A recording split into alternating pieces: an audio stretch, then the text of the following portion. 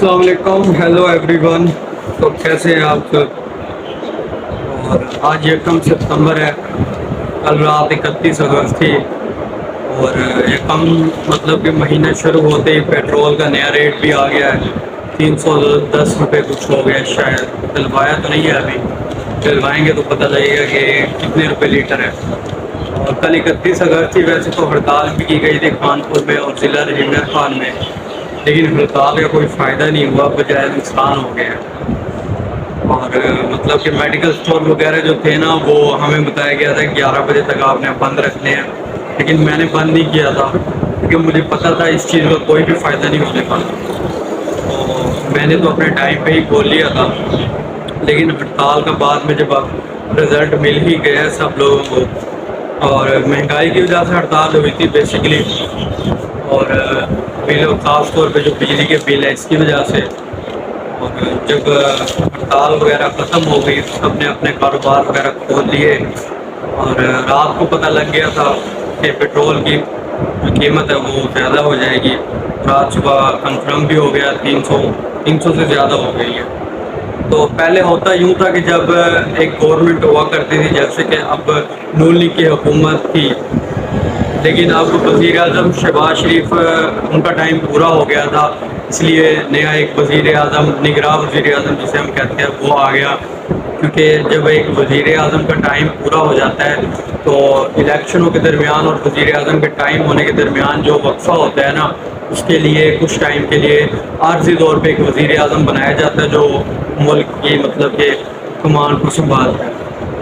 तो अगर इसमें वक्फ़ा नहीं होता, जैसे कि अगर अब ये वक्फ़ा जो था इलेक्शन और नून लीग के दरमियान, तो अगर ये वक्फ़ा ना होता तो इलेक्शन तक शहबाज शरीफ वालों की हुकूमत होनी थी और ये सब चीज़ें सस्ती होनी थी। ये सस्ती मैं इसलिए नहीं कह रहा कि मैं नून लीग का सपोर्टर हूँ, ये मैं इसलिए कह रहा हूँ क्योंकि हमेशा से पाकिस्तान में ऐसा हुआ है, जब भी इलेक्शन वगैरह होते हैं तो जिस भी मतलब कि किसी भी पार्टी की गवर्नमेंट वगैरह होती थी तो वो चीज़ें सस्ती कर देती थी। और पूरे पाकिस्तान में शहरों में सड़कें वगैरह बनने लग जाया करती थी, हर जगह सरकारी जगहों पे काम वगैरह होने लग जाया करता था। लेकिन जब ऐसा होता है ना कि एक पार्टी की मुद्दत वज़ीर आज़म की ख़त्म हो जाती है और बीच में वक्फा आ जाता है 2-3 महीने का, जैसा कि अब साल 2023 में आया हुआ है, तो फिर एक निगरां वज़ीर आज़म बनाया जाता है जो सारे मुल्क की कमान संभालता है। और इसी तरह अभी भी मुझे नाम तो याद नहीं है वज़ीर आज़म का क्या नाम है, अभी भी निगरां वज़ीर आज़म बना हुआ है। तो महंगाई तो होगी, जाहिर सी बात है, सारा कसूर भी है गवर्नमेंट का।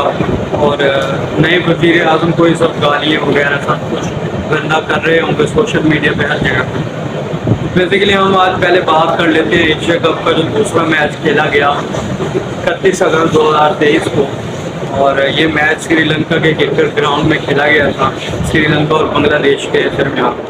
तो मैच ऑब्वियसली श्रीलंका ने ही जीतना था क्योंकि श्रीलंका का होम ग्राउंड था, उन्हें कंडीशन का पहले से पता ही था, तो उनको फ़ायदा था इस चीज़ का।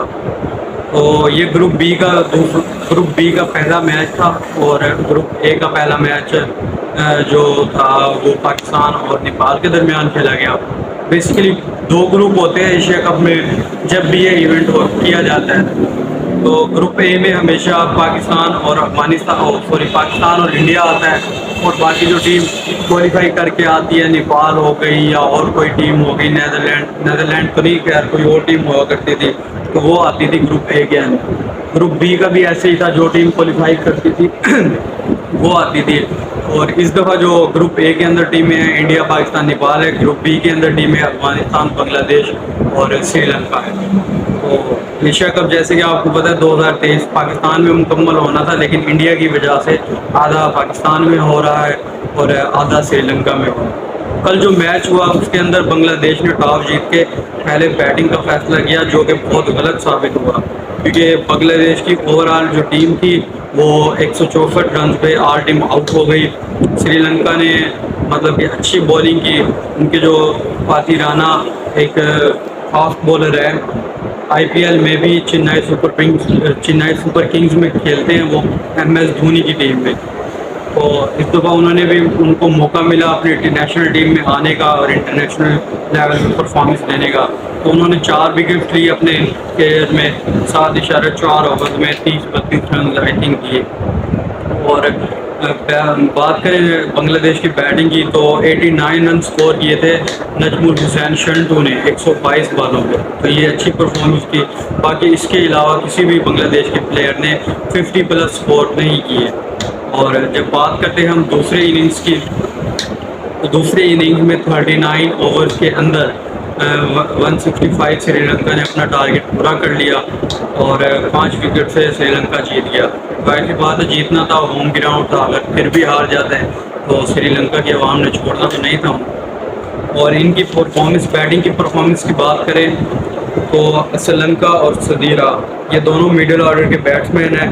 ओपनर तो इनके 50 प्लस से 50 भी नहीं हुई थी तो 3 खिलाड़ी आउट हो गए थे। ओपनर इनका भी नहीं अच्छा कारीगरी दिखा सका था।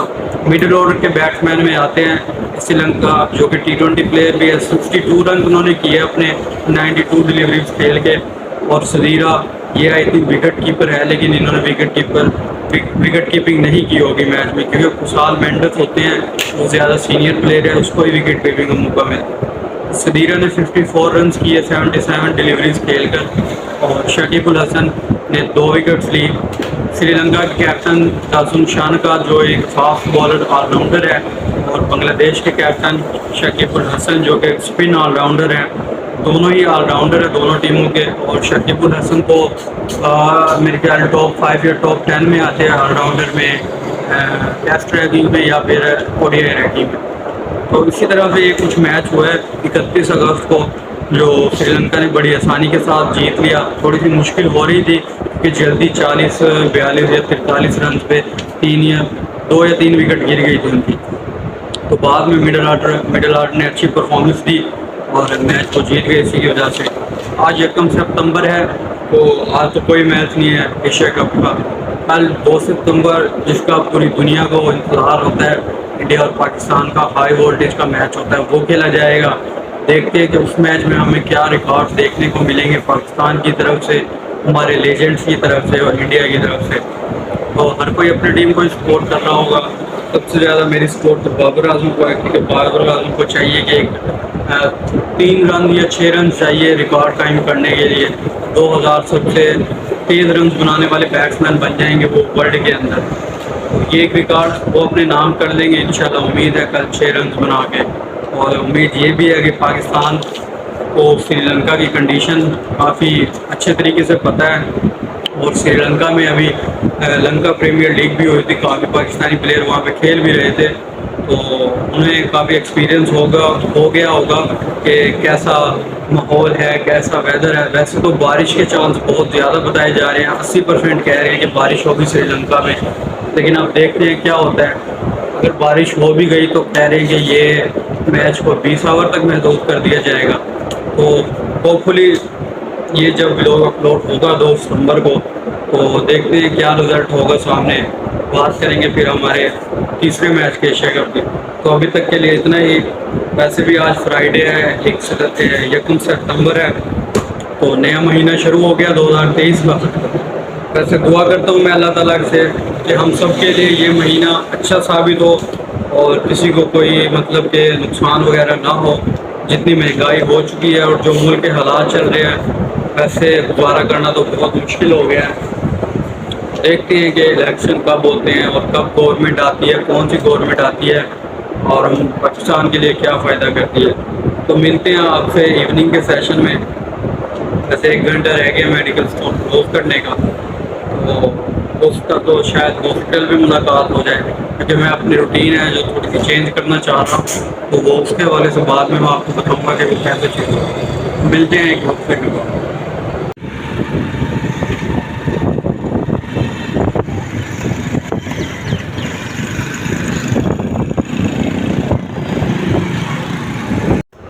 Hello everyone. तो शाम का इख्तिताम अपने अरूज पे है। मेरा मतलब है कि शाम होती जा रही है और ढलती जा रही है। तो इसी तरह हमारा व्लॉग भी जो होता है वो भी अपनी एंडिंग की तरफ बढ़ता जा रहा है। तो मैंने अपनी रूटीन के हवाले से बात करनी थी। पहले मैं रात को जाया करता था हॉस्पिटल, तो हॉस्पिटल मैंने जाना अब रात को बंद कर दिया है, क्योंकि हमारे जो टीचर होते हैं हॉस्पिटल में, मैंने उनको आज जाके बात कर ली दिन में कि मैं अगर दोपहर 2 बजे से 5 बजे तक आया करूँगा और अपनी ड्यूटी करके चला जाया करूँगा।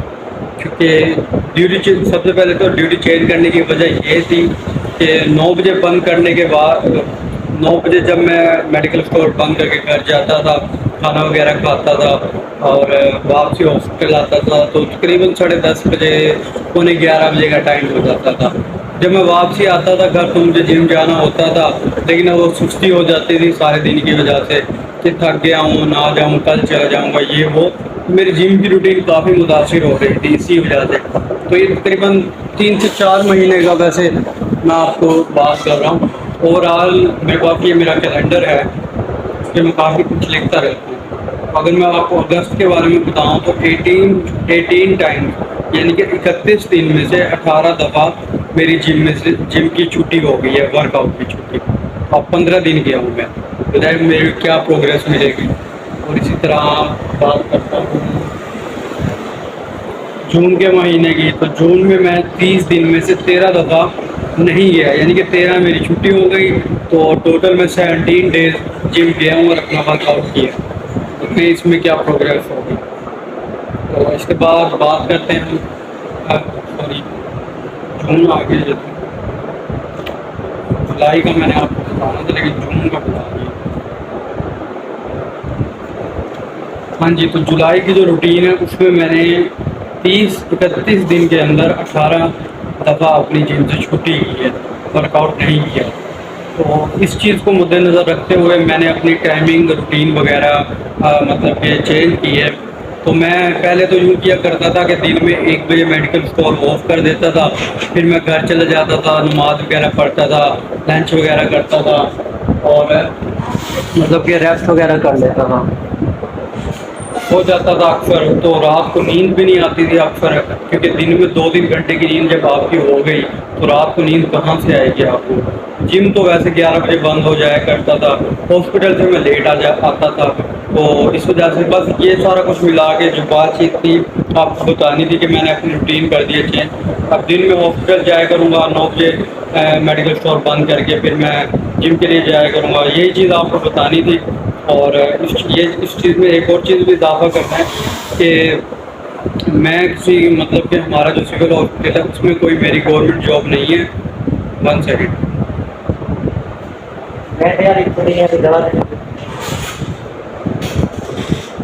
वो देखो वो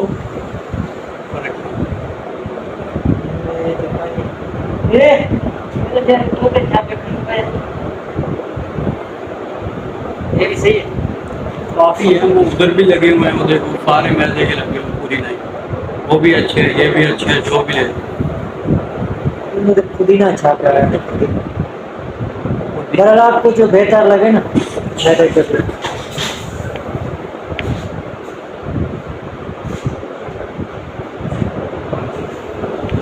पुदीने का भी देखो, इसमें पुदीने का ही जायका है।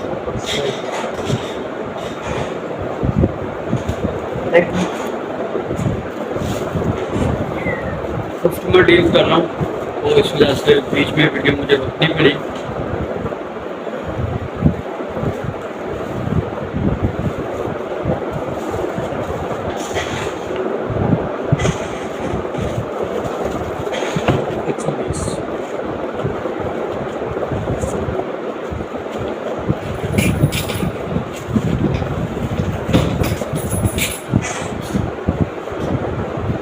बात में ये बता रहा था आप सबको कि कुछ लोग समझते हैं कि जब से मैंने गवर्नमेंट हॉस्पिटल ज्वाइन किया है तो मेरी गवर्नमेंट मतलब कि जॉब लगी है, लेकिन ऐसा नहीं है। ना ही मैं प्राइवेट जॉब करता हूँ, ना ही मैं गवर्नमेंट जॉब करता हूँ और ना जॉब मैं कर सकता हूँ, क्योंकि मैं वो बंदा नहीं हूँ कि मैं जो जॉब अफोर्ड कर सकूँ। मतलब कि मेरी बॉडी लैंग्वेज जॉब नहीं कर सकती, मुझे इतना पता है। इसीलिए मैंने अपना मेडिकल स्टोर बनाया और अपना बिजनेस स्टार्ट किया। अगर जॉब करनी होती तो जॉब भी कहीं ना कहीं से बंदोबस्त हो ही जाता, मुझे इतना पता था, किसी न किसी तरीके से कर ही लेता मैं बंदोबस्त, तो फाइनली वो भी कर लेता। लेकिन मैं जॉब नहीं करना चाहता था, अपना कारोबार अपना बिजनेस अपना होता है, इंसान की अपनी मर्जी होती है, किसी के अंडर काम नहीं करना होता। ये सब चीज़ें मद्देनज़र रख के मैंने अपना कारोबार शुरू किया। तो हॉस्पिटल जो है मैं जाता हूँ सिर्फ अपनी ट्रेनिंग के लिए और प्रैक्टिस के लिए, क्योंकि गवर्नमेंट हॉस्पिटल में आपको जो जो केस देखने को मिलते हैं, जो जो मतलब कि बीमारियाँ, जो जो डिजीज़ देखने को मिलती हैं, तो वो आपको अपने किसी भी प्राइवेट हॉस्पिटल में या अपने प्राइवेट क्लिनिक पे या अपने प्राइवेट प्रेस्क्रिप्शन पे नहीं मिलते देखने को। तो वहाँ पे जाकर मुझे बहुत एक्सपीरियंस होता है। आपने देखा भी होगा मेरे सोशल मीडिया पे अक्सर मैं टाँके लगा रहा होता हूँ, तो किसी भी इंसान को कभी बाजू पे, कभी कहीं पे, जिस्म के किसी भी हिस्से पे लगा रहा होता हूँ। तो ये सब चीज़ें मैंने वहीं से सीखी है, तो वहाँ से मैंने अपना एक्सपीरियंस हासिल किया है। और ये ऐसे भी किसी को मतलब कि आप को कोई भी जाके एक्सपीरियंस या ट्रेनिंग नहीं कर सकता। ये एक जैसे कि हमारी मेडिकल फील्ड है, हमने एडमिशन लिए हुए फार्मेसी टेक्नीशियन वगैरह के अंदर, तो डिप्लोमे वगैरह हमारे चल रहे होते हैं। हमें अपना सबसे पहले वो क्या कहते हैं, एक लेटर मिलता है, हमें कॉलेज वाले इशू करके देते हैं। वो हमें उससे लेटर में मेंशन होता है कि ये स्टूडेंट है हमारे कॉलेज का और ये एज अ प्रैक्टिस करना चाहता है अपने एक्सपीरियंस के लिए। तो वो लेटर जाता है मेडिकल सुप्रिटेंडेंट को, जो कि तहसील का एक सुप्रिटेंडेंट होता है, जिसके अंडर पूरा एक गवर्नमेंट हॉस्पिटल होता है और भी हॉस्पिटल वगैरह होते हैं। तो वो जाके उसमें साइन वगैरह करते हैं, फिर वो हमें इजाज़त देते हैं कि आप अपनी प्रैक्टिस और ट्रेनिंग कर सकते हैं जाके। तो इसी तरह आपने देखा होगा गवर्नमेंट हॉस्पिटल में जितने भी लड़के खड़े होते हैं उनकी गवर्नमेंट जॉब नहीं होती, चाहे वो पाकिस्तान में कोई भी इलाका, कोई भी गवर्नमेंट हॉस्पिटल वगैरह हो, तो ऐसे किसी को भी नहीं। जितने भी स्टूडेंट होते हैं ना, वो अपनी ट्रेनिंग कर रहे होते हैं और अपने एक्सपीरियंस के लिए काम कर रहे होते हैं। तो यही चीज़ मैंने आपको मेंशन करनी थी। और आज का मेडिकल प्रोडक्ट मैंने कुछ नहीं दिया, क्योंकि आज मैंने आपको एक न्यूज़ देनी थी और सुबह मैंने आपको मैच के हवाले से बताया। तो वर्ल्ड वाइड टोटल ओवरऑल जो एक्सपीरियंस होता है पूरे दिन में, वही मैं आपके साथ शेयर करता हूँ। तो अब आपसे मिलेंगे और आगे किसी पहर में मुलाकात होगी। Let's see you. थोड़ी सी मेरी इंग्लिश ख़राब है तो कॉम्प्रोमाइज़ कर लिया करें, ठीक है ना। गलत हो तो मुझे कमेंट में बता दिया करें, जो चीज़ के भाई अहमद भाई ये चीज़ गलत है, मलिक साहब ये चीज़ गलत है, तो इस तरीके से बता दिया करें जैसे आपको ठीक लगे। ठीक है, मिलते हैं एक वक्फे के बाद, तब तक मेरे साथ जुड़े रहिए। अल्लाह हाफिज़। तो गाइस इस वक्त मैं सैलून पे बैठा हुआ हूँ और मैं रैंडमली इस सैलून पे आया था। इससे पहले मैं कभी इस पे कटिंग नहीं करवाई। आप जो देख रहे हैं, आपको लग रहा होगा कि मैंने हमेशा से ही एक मतलब कि हमेशा से इन पे इस भाई से ही कटिंग करवाता हूँ, लेकिन ऐसा कुछ भी नहीं है। वो होता है ना कि ज़िंदगी में पहले मेरा एक ही सिस्टम हुआ करता था कि मेरा दर्जी भी एक हुआ करता था और हेयर सैलून भी एक ही हुआ करता था। तो जब लोगों को नखरे आ जाते हैं ना, तो बस फिर आपको पता है उनके नखरों को मतलब गुरूर मिल जाता है लोगों को। तो इसी चीज़ के लिए मैं भी एक ही मेरा हमेशा सैलून हुआ करता था। मैंने फिर अब उसके बाद छोड़ दिया जाना, तो मैं अब बस उससे पूछता होता हूँ कॉल करके, हाँ भाई आपके पास टाइम है? वो कहता है, तो वो अगर कह देता है कि है तो ठीक है, नहीं कहता तो ना, वो कहता है कि अगर मैं बिज़ी वगैरह हूँ या कुछ कर रहा हूँ तो इतनी देर में आना। तो मैं उसको बस कॉल कट करके फिर किसी और के पास भी चला जाता हूँ। तो इसी दफ़ा भी 31 अगस्त को यही हुआ था। मैंने उसको कॉल की थी तो उसने मुझे ऐसे ही कहा कि 1 घंटे देर तक आ जाना, 11 बजे तक रात को। तो मैंने 11 बजे तक वेट किया, उसने कोई कॉल वगैरह नहीं की। तो बेसिकली ये उसी रोड पे जहाँ पे मेरा मतलब पहले मैं जाया करता था, उसी रोड पे सैलून है, लिंक रोड खानपुर में। तो उसी की दुकान के सामने है। तो मैं बेसिकली रैंडमली चला गया इस भाई के पास। मैंने कहा कटिंग करवानी है तो मैं इन्हीं से करवा लेता हूँ। तो जब मैंने ये अपना काम स्टार्ट करवाया, मैंने भाई को बताया कि मेरे पास सैलून का सारा सामान है, आप इसको यूज़ करें। तो टोटली जितना भी सैलून पे मतलब कि कटिंग में चीज़ें इस्तेमाल होती है, एक्सेसरी वगैरह, उस तरह कंगा, मतलब ओवरऑल जो भी चीज़ होती है, बस इन मशीनों को छोड़ के जो मशीन वगैरह ये यूज़ करते हैं। तो ये मेरे पास नहीं है, बाकी ओवरऑल सारा सामान मेरा ही ये भाई यूज़ कर रहा है। और मैंने इसको बता दिया था कि अब लुक चेंज करनी है कटिंग की, तो इस भाई ने उसी हिसाब से मेरी कटिंग वगैरह की। मैं तो चुप कर बैठा हुआ था, बस देख ही जा रहा था। तो फर्स्टली इन्होंने अपना जब काम किया तो मुझे काफ़ी पसंद आया, और उसके बाद एट द एंड भी आप देखेंगे इसका भाई का इसने जो काम किया कैसा फिट मतलब कि कटिंग बना के दी। तो मैं हमेशा से एक ही लुक में नहीं रहता क्योंकि मतलब मैं एक लुक में रह के ना बोर हो जाता हूँ। तो मुझे मतलब कि ऐसा होता रहता है कि भाई इस टाइम या इस अब ना टाइम आ गया कि अब लुक थोड़ी सी चेंज कर लो। तो बंदे को हमेशा थोड़ा डिफरेंट रहना चाहिए, एक ही जैसा नहीं दिखना चाहिए। तो अभी आप ये देखें, अभी हेयर स्टाइल बना है तो कितना अच्छा बन गया है माशाल्लाह से। और अब बियर्ड की बारी है तो अब बियर्ड बना रहे हैं, और ये भी मुझे काफ़ी पसंद आई बियर्ड बनने के बाद। तो अब आपको एक चीज़ बता दूं कि अब मैंने मतलब कि एक पहले मैं जाया करता था एक ही सैलून पे, अब वो काम मैंने छोड़ दिया। अब मुझे जहाँ पे जिसके पास भी टाइम मिल जाता है ना किसी अच्छे सैलून पे, तो जाके मैं वहीं पे कटिंग करवा लेता हूँ। अब लोगों के भाईजान बात ऐसी कि नखरे उठाए नहीं जाते हमसे, तो ना किसी के कि मतलब किसी के भी नहीं उठाया जाता है। अपने ही चीज़ें बर्दाश्त होती है तो नखरे लोगों को क्या उठाएंगे। तो ऐसे ही होता है। तो ये वीडियो भी मैं उसको दिखाऊंगा सैलून वाले को जिसके पास मैं अक्सर जाया करता था। जब वो देखेगा तो उसको भी लग पता जाएगा, और जब यूट्यूब पे देखेगा तो फिर उसको पता लग जाएगा।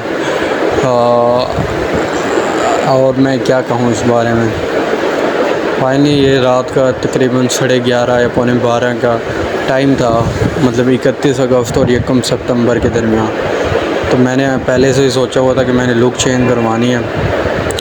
तो एक दिन मैंने डिसाइड हो जाता, जब आपका इरादा पक्का हो ना कोई चीज़ करने का तो वो हो ही जाती है एक न एक दिन। मैंने भी 2 दिन पहले से सोचा हुआ, तो फाइनली 31 अगस्त को मैंने ये करवा लिया। और सैलून पे जाने के जो मेरे डेज़ होते हैं ना, मंथ में 3 दफ़ा जाता हूँ मैं।